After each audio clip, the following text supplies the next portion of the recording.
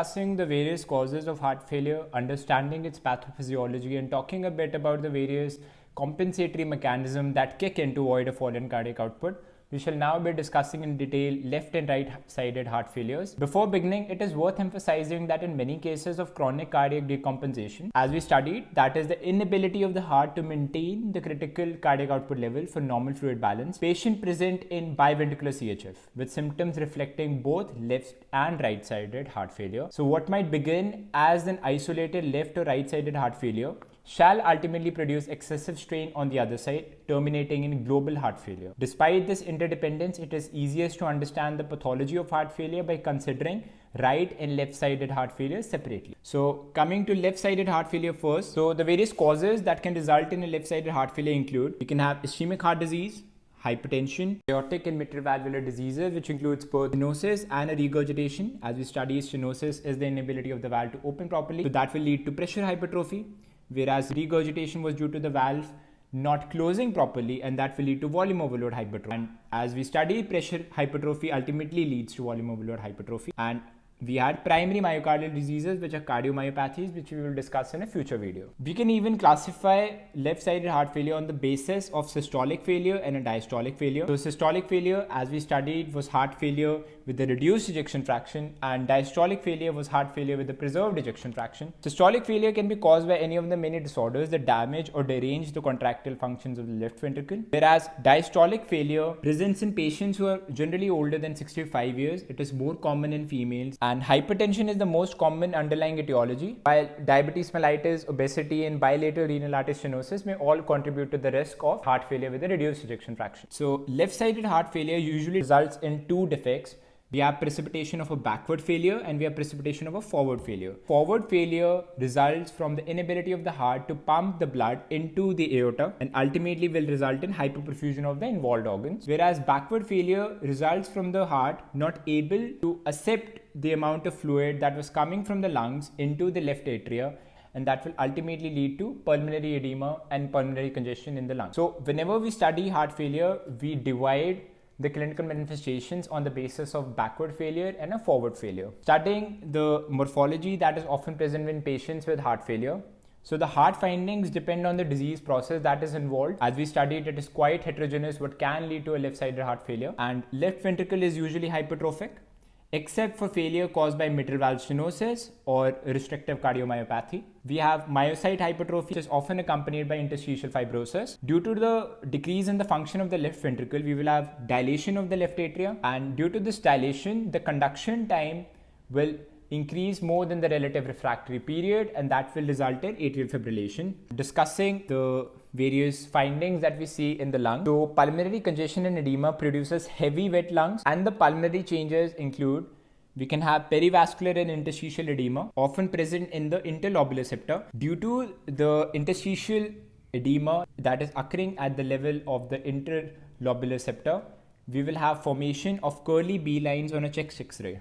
So what are curly B lines? Curly B lines are less than 1 centimeter long, 1 millimeter thick, white lines that are often parallel to the pleural surface and frequently observed at the costophrenic angle, and basically they represent the expansion of the interlobular septum. We can also get curly C lines that represent the dilation or the expansion of the anastomotic lymphatic channels that are present in the lung, and they basically present a short fine line seen throughout the lungs that give the lungs a reticular appearance. So we can also have progressive edematous widening of the alveolar septa and accumulation of edema fluid in the alveolar spaces as well. So some red cells and plasma proteins extravasate into the edema fluid within the alveolar spaces, where they're phagocytosed and digested by the macrophages. So when the macrophages digest these red cells and they convert the iron that was present in the hemoglobin of those red cells, they convert it and store it in the form of hemosiderin.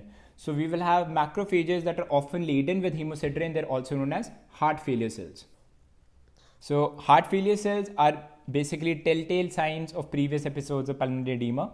We can also get pulmonary effusion due to edema occurring in the pleural cavity. Now, discussing the various clinical features that accompany left-sided heart failure.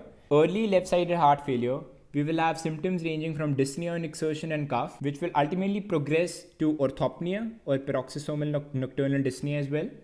And ultimately, we can also get dyspnea at rest as the situation worsens due to the atrial fibrillation that is quite prominent in left-sided heart failure, we will have a reduction in the active filling phase of the ventricular diastole, which contributes to about 10 to 15% of the end diastolic volume. And due to a reduction in the ejection fraction, we will have a decrease in the renal perfusion, and that will ultimately lead to activation of the RAS system, which we discussed previously while we were discussing the compensatory mechanisms that kick in during a reduction in cardiac output.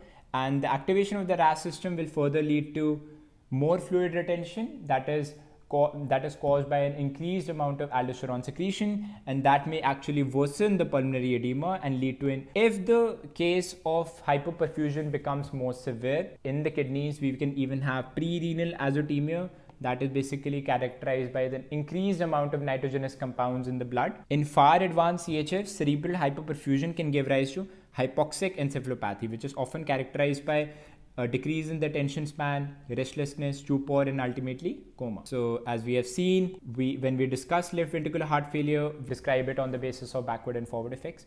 So the backward effects will ultimately lead to pulmonary congestion, and the forward effects will ultimately lead to decreased tissue perfusion.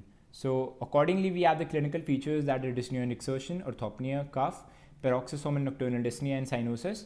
And the forward effects basically result from oliguria, that is a reduction in the GFR and the reduction in the production of urine. We will have an increase in the heart rate, that is reflex tachycardia, and faint pulses. We will have restlessness, confusion, and anxiety, which are all manifestation of CNS hypoperfusion.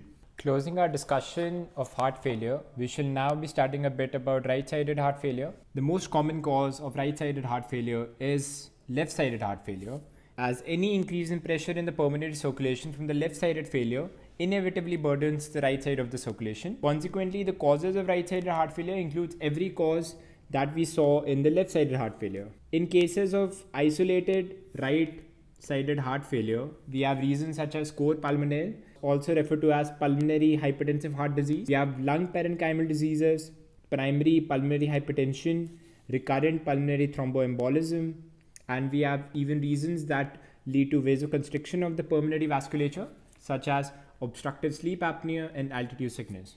So they all contribute to the pathogenesis of right-sided heart failure. So the major morphological and clinical effects of primary right-sided heart failure differ from those of left-sided heart failure in that pulmonary congestion is minimal, while engorgement of the systemic and portal venous systems is more pronounced. Discussing the major morphological changes that accompany right-sided heart failure. So as in left heart failure, the cardiac morphology varies with cause, but the basic morphological features that are seen is dilation and the hypertrophy of the right atrium and the right ventricle. Congestion of the hepatic and the portal vessels may produce pathological changes in the liver, the spleen, and the GI tract. So the liver is usually increased in size and weight, which we often refer to as congestive. So the major morphological changes that occur in the liver is basically the formation of a nutmeg liver. So this congestive hepatosplenomegaly is grossly reflected as congested red-brown pericentral zones with relatively normal colored tan periportal zones producing the characteristic nutmeg appearance. When we discuss in hepatocyte structures, in the center we have a central venule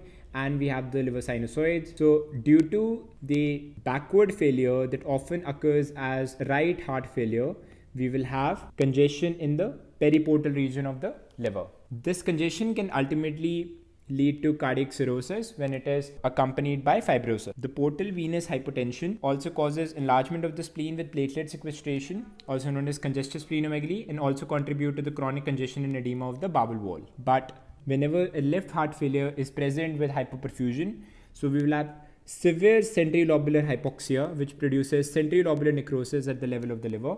As we can see here, the regions of necrosis, that is coagulative necrosis, which we can distinguish by the presence of increased eosinophilia, which is caused due to the denaturation of the cytoplasmic proteins, which will take up more eosin, and due to the loss of cytoplasmic RNA, which usually take up hematoxylin. We will have decreased basophilia due to karyolysis, and we will have a glossy homogeneous appearance. As the type of necrosis that is often seen at the level of the liver is coagulative necrosis, we will have preservation of the cellular architecture for some time. Due to the congestive splenomegaly that is occurring in right-sided heart failure, we will have Gamma antibodies that are basically siderofibrotic nodules that are present.